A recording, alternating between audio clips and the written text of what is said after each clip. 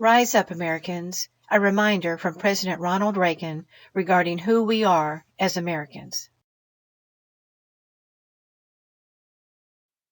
These are selected excerpts from Ronald Reagan's first inaugural address from 1981. I will put a link in the description box below this video for the full speech so you can read the full speech. We are a united people pledged to maintaining a political system which guarantees individual liberty to a greater degree than any other, and I thank you and your people for all your help in maintaining the continuity which is the bulwark of our republic. Government is the problem. In this present crisis, government is not the solution to our problem. Government is the problem. From time to time, we've been tempted to believe that society has become too complex to be managed by self-rule, that government by an elite group is superior to government for, by, and of the people. Well, if no one among us is capable of governing himself, then who among us has the capacity to govern someone else? All of us together, in and out of government, must bear the burden. The solutions we seek must be equitable, with no one group singled out to pay a higher price. We the people. We hear much of special interest groups. Well, our concern must be for a special interest group that has been too long neglected. It knows no sectional boundaries or ethnic and racial divisions, and it crosses political party lines. It is made up of men and women who raise our food, patrol our streets, man our mines and factories, teach our children, keep our homes, and heal us when we're sick. Professionals, industrialists, shopkeepers, clerks, cabbies, and truck drivers. They are, in short, we the people, this breed called Americans. Granted power. We are a nation that has a government, not the other way around, and this makes us special among the nations of the earth.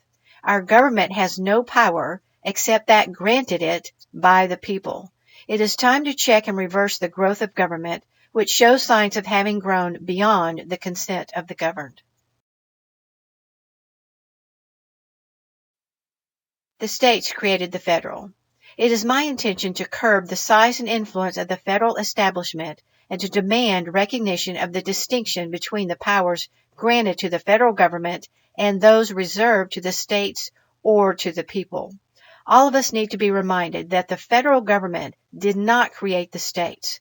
The states created the federal government. Get off our backs. Now, so there will be no misunderstanding, it is not my intention to do away with government. It is rather to make it work with us, not over us, to stand by our side, not ride on our back. Government can and must provide opportunity, not smother it, foster productivity, not stifle it. Freedom and dignity. If we look to the answer as to why for so many years we achieved so much, prospered as no other people on earth, it was because here in this land we unleashed the energy and individual genius of man to a greater extent than has ever been done before. Freedom and the dignity of the individual have been more available and assured here than in any other place on earth. The price for this freedom at times has been high, but we have never been unwilling to pay that price. A renewal of faith and hope. It is no coincidence that our present troubles parallel and are proportionate to the intervention and intrusion in our lives that result from unnecessary and excessive growth of government. It is time for us to realize that we're too great a nation to limit ourselves to small dreams. We're not, as some would have us believe, doomed to an inevitable decline. I do not believe in a fate that will fall on us no matter what we do. I do believe in a fate that will fall on us if we do nothing. So, with all the creative energy at our command, let us begin an era of national renewal. Let us renew our determination, our courage, and our strength, and let us renew our faith and our hope. Act worthy of yourselves. On the eve of our struggle for independence, a man who might have been one of the greatest among the founding fathers, Dr. Joseph Warren, president of the Massachusetts Congress, said to his fellow Americans, "Our country is in danger, but not to be despaired of. On you depend the fortunes of America. You are to decide the important questions upon which rests the happiness and the liberty of millions yet unborn. Act worthy of yourselves." The Exemplar of Freedom. Well, I believe we, the Americans of today, are ready to act worthy of ourselves, ready to do what must be done to ensure happiness and liberty for ourselves, our children, and our children's children. And as we renew ourselves here in our own land, we will be seen as having greater strength throughout the world.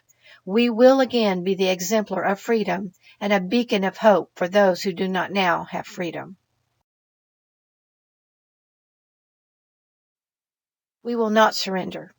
As for the enemies of freedom, those who are potential adversaries, they will be reminded that peace is the highest aspiration of the American people. We will negotiate for it, sacrifice for it. We will not surrender for it, now or ever.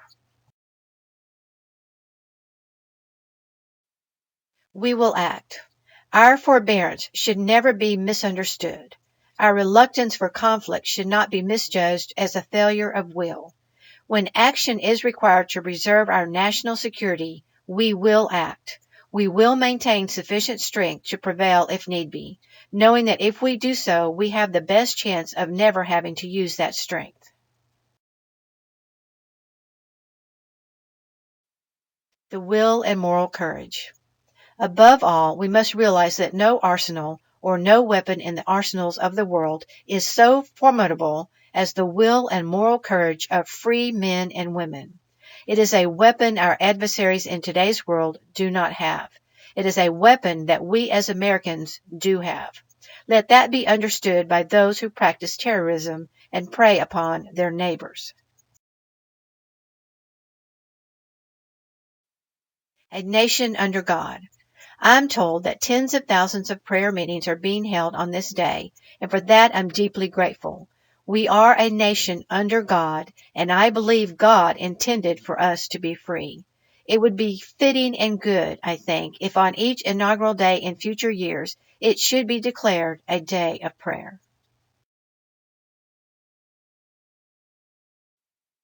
Remembering our soldiers. Martin Treptow, who left his job in a small-town barbershop in 1917 to go to France with the famed Rainbow Division. There, on the Western Front, he was killed trying to carry a message between battalions under heavy artillery fire. We're told that on his body was found a diary.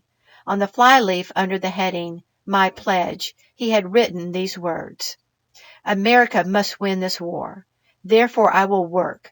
I will save, I will sacrifice, I will endure, I will fight cheerfully and do my utmost as if the issue of the whole struggle depended on me alone." Our best effort. The crisis we are facing today does not require of us the kind of sacrifice that Martin Treptow and so many thousands of others were called upon to make. It does require, however, our best effort and our willingness to believe in ourselves and to believe in our capacity to perform great deeds and to believe that together with God's help, we can and will resolve the problems which now confront us. And after all, why shouldn't we believe that? We are Americans. God bless you and thank you. And that concludes the excerpts from President Ronald Reagan's speech, which he gave January 20th, 1981.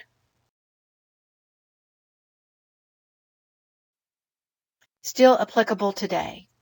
The words of Ronald Reagan still ring true to our circumstances today, that this will require our best efforts working together with God's help.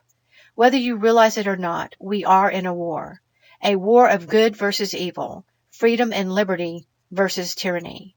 The very foundational principles of America is under attack by a new world order ideology, an ideology where you will own nothing and be happy. You will be a slave. It is a time that we must all pay attention to what our elected representatives are doing and demand that they are following laws to ensure our elections are true and accurate. You must stand up for your rights and the law, or be prepared to lose them. Freedom and liberty ordained by God. The foundations of America are based on God's Word. God intended for us to be free, as stated by President Ronald Reagan.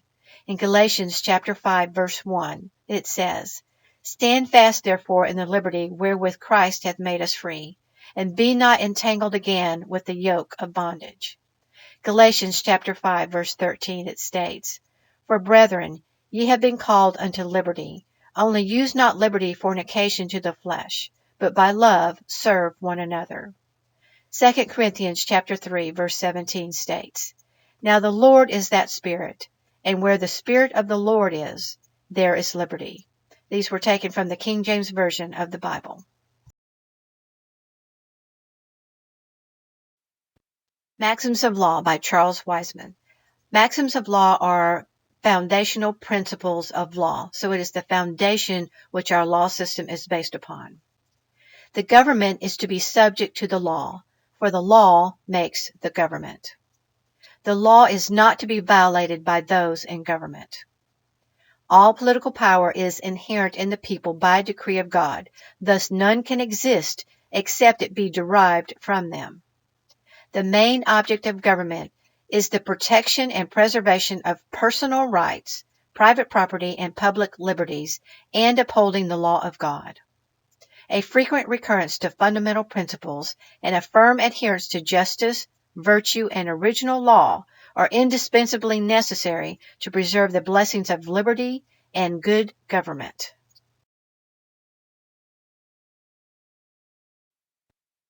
Thomas Jefferson said, "The price of freedom is eternal vigilance." John Adams said, "But a constitution of government once changed from freedom can never be restored. Liberty once lost is lost forever." Rise up, Americans. Let's all stand fast for liberty. Thank you for watching. Please share this video with others.